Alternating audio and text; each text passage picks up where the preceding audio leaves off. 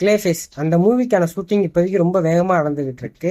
அதோட அந்த மூவியோட செட்பிக்ஸ் இப்போதைக்கு லீக் ஆயிருந்துச்சு. அந்த செட்பிக்ஸில் நம்ம ராபர்ட் பேட்டிசனோட லோகோ, அதாவது பேட்மேன் லோகோ அதில் இருக்கிற மாதிரி காட்டியிருந்தாங்க.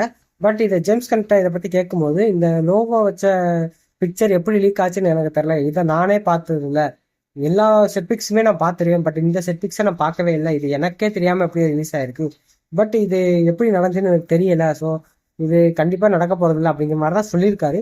பட் இருந்தாலுமே நம்ம ராபர்ட் பேட்டிசன் உள்ளே வரப்போறாரு, அதை நம்ம ஜேம்ஸ் கன் மறைக்கிறாரு அப்படிங்கிற மாதிரி நிறையா ரூமர்ஸ் வந்துகிட்டே இருக்கு.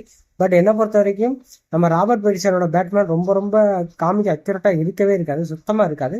ரொம்ப ரொம்ப ஒரு மாதிரி எப்படி சொல்றது, ரொம்ப டிஃப்ரெண்டாக இருக்கும். அது காமிக்கு அதுக்கு சம்மந்தமே இல்லாமல். பட் நம்ம ஜேம்ஸ் கன் இது வரைக்கும் எடுத்த எல்லா மூவியுமே சரி, அது போக சூப்பர்மேனே நீங்கள் பார்த்தீங்கன்னா காமிக் புக்கோட அடாப்ட் மாதிரியே தான் இருக்கும், அப்படியே அடாப்ட் பண்ணி வச்ச மாதிரி தான் இருக்கும். ஸோ எல்லாத்தையுமே அப்படியே அக்யூரேட்டாக அடாப்ட் பண்ணுற நம்ம ஜேம்ஸ் கன் அந்த மூவியை கொண்டு வந்து இதில் ஜாயின் பண்ணுறதுக்கான வாய்ப்பு ரொம்ப ரொம்ப கம்மி தான்.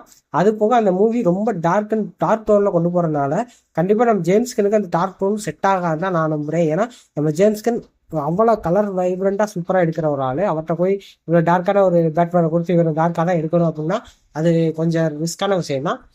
அது போக என்னை பொறுத்த வரைக்கும் கிளேஃபேஸ் எனக்கு இன்னும் ஒரு வருஷத்துக்கு மேலே இருக்குது அதுக்கு ரிலீஸ் ஆகிறக்கான டைம்.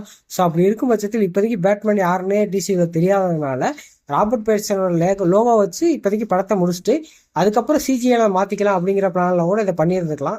ஸோ எப்படி நடக்க போகுதுங்கிறது நம்ம படம் ரிலீஸ் ஆனதுக்கப்புறம் தான் தெரியும்.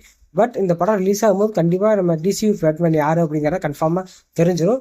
ஸோ அப்போதைக்கு இந்த லோகோ மாறுதா இல்லை இதே லோகோ வச்சுட்டு நம்ம ராபர்ட் பேட்டிசனை உள்ளே கொண்டு வரலாம் அப்படிங்கிறத நம்ம வெயிட் பண்ணி பார்ப்போம். இப்போதைக்கு இந்த வீடியோ பிடிச்சிருந்தா லைக் பண்ணுங்க, சப்ஸ்கிரைப் பண்ணிக்கோங்க. நம்ம அடுத்த வீடியோ பார்க்கலாம். பாய்.